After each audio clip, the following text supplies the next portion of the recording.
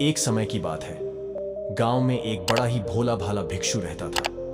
उसका नाम रामदास था। रामदास गरीब था, लेकिन उसका हृदय अमीर भावनाओं से भरा हुआ था। वह हमेशा प्रसन्न चेहरे के साथ अपना जीवन जीता था। एक दिन रामदास गांव के बच्चों के साथ बैलगाड़ी चला रहा था। बच्चे बहुत खुश थे, क्योंकि रामदास उन्हें कहानियों से भरी जिंदगी के अनगिनत सिख बताता था। गांव वाले भी रामदास की शिक्षाओं से प्रभावित हो रहे थे। एक दिन गांव में अचानक एक अत्यंत धनी व्यापारी आया।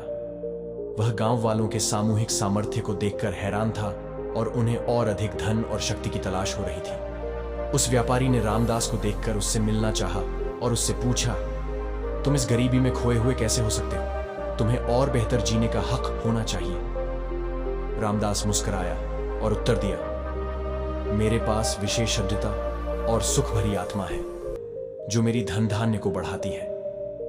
मैं इस सार्थक जीवन को सजीव करने का आनंद लेता हूं और अपनी खुशियों को बांटता हूं। व्यापारी ने रामदास की बातों से प्रभावित होकर उससे सीखा कि सच्ची धन धान्य से जीवन का सच्चा मायना खोजा जा सकता है, जो अधिकतम धन और शक्ति में नहीं मिलता। इसके बाद से व्यापारी ने भी समझा कि आत्मसमर्पण और सद्गुण से भरा हुआ जीवन ही असली समृद्धि है। वह भी गांव वालों के साथ मिलकर और भी आत्मनिर्भर जीने का मार्ग चुना। कई साल पहले की बात है। एक राजा के दरबार में एक समझदार शिक्षक ने अपना जीवन समर्पित किया था, शिक्षा और सत्य के मार्ग पर चलने में। उसका नाम सिद्धार्थ था।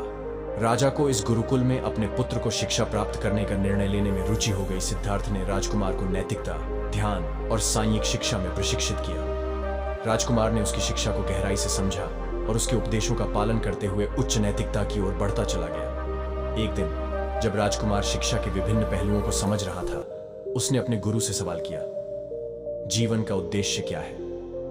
सिद्धार्थ ने मुस्कुराते हुए कहा, जीवन का उद्देश्य संतुलन, समर्पण और आत्मा का मुक्ति है। राजकुमार ने इस उत्तर को गहराई से विचार किया और उसने अपने राज्य की भूखी आत्मा की आवश्यकता को समझा।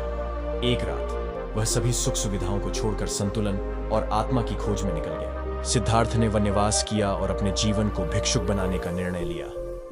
उसने गहरे ध्यान और तपस्या के माध्यम से अपने अंतर में सत्य को खोजना शुरू किया। एक दिन विशेष ध्यान में बैठते समय उसे बोधि वृक्ष के नीचे सत्य का अनुभव हुआ।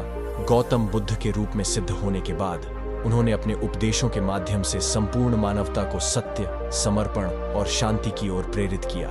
उनकी दी गई शिक्षाएं आज भी हमें जीवन के मूल्यों और आदर्शों की महत्वपूर्णता का सिखावा देती हैं। इस प्रेरणादायक कहानी के माध्यम से हमें गौतम बुद्ध के अद्वितीय जीवन की महत्वपूर्ण सीखें और उनके द्वारा स्थापित किए गए मार्ग पर चलने के लिए प्रेरित होने का अवसर मिलता है। बहुत समय पहले की बात है। कपिलवस्तु राज्य में राजा शुद्धोधन और रानी माया के घर एक सुंदर बालक पैदा हुआ था। इस बच्चे का नाम सिद्धार्थ था। बचपन से ही उसमें विचारशीलता और साधुता की भावना थी। सिद्धार्थ के जन्म के समय राजा को एक विशेष सपना आया था, जिसमें उन्हें बताया गया था कि उनका पुत्र जीवन के दुखों और आत्मा के अन्वेषण में व्यतीत करेगा और जगत को मोक्ष की शिक्षा देगा। सिद्धार्थ का जीवन विद्या, कला और खेलों में बीता, लेकिन उसका मन सदैव आध्यात्मिकता की ओर खिंचा रहता था। एक दिन जब वह राजमहल के बाहर गए तो उन्हें जीवन के दुखों का पहला दृश्य मिला। उन्होंने एक वृद्ध व्यक्ति को देखा जो बुढ़ापे के दर्दों में रो रहा था। यह दृश्य सिद्धार्थ को जीवन की अस्थायीता और दुखों के अर्थ की खोज में प्रेरित कर दिया। उम्र बढ़ते हुए सिद्धार्थ ने अपने राजा की संपत्ति और लक्ष्मी से विरक्त होकर एक साधु की तरह जीने का निर्णय किया। उन्होंने अपने राजमहल को छोड़ दिया और वनवास की यात्रा पर निकले। पर बहुत समय पहले की बात है। गुरुकुल में एक ज्ञानी भिक्षु रहता था, जिनका नाम स्वामी आत्मविद्यानंद था। उनका शिष्य था रवि, एक युवक जो ज्ञान की खोज में रात दिन लगा रहता था। एक दिन रवि ने स्वामी आत्मविद्यानंद से पूछा, गुरुदेव, कैसे प्राप्त होता है आत्मज्ञान और शांति? स्वामी आत्मविद्यानंद ने हंसते हुए कहा, रवि, सच्चा ज्ञान और शांति सिर्फ पुरुषार्थ, ध्यान और आत्मसमर्पण से ही प्राप्त होता है। तुम्हें आत्मा की ओर प्रवृत्ति करनी चाहिए। रवि ने गुरु के उपदेश को गहराई से सुना और उसने तत्पश्चात गुरु की आज्ञा में अपना जीवन समर्पित करने का निर्णय किया। गुरुकुल के अनुशासन में रवि ने मास्टरयामा से विद्या प्राप्त की और अनेक वर्षों तक तपस्या और ध्यान में रहकर आत्मज्ञान प्राप्त किया। एक दिन रवि गुरु के सामने आए और उनसे कहा, गुरुदेव, मैंने आत्मा का साक्षात्कार कर लिया है। आपके शिक्षा और मार्गदर्शन के लिए मैं आपकी कृतज्ञ हूँ। स्वामी आत्मविद्यानंद ने रवि को आशीर्वाद दिया और कहा, तूने सत्य की ओर अपना कदम बढ़ाया है रवि। अब तू अपने ज्ञान को साझा कर और अन्यों को भी जागरूक करने में सहायक हो। इसके बाद रवि ने अपने गुरु के उपदेश को लेकर लोगों को जागरूक किया और उन्हें आत्मज्ञान की ओर प्रवृत्ति के लिए प्रेरित किया।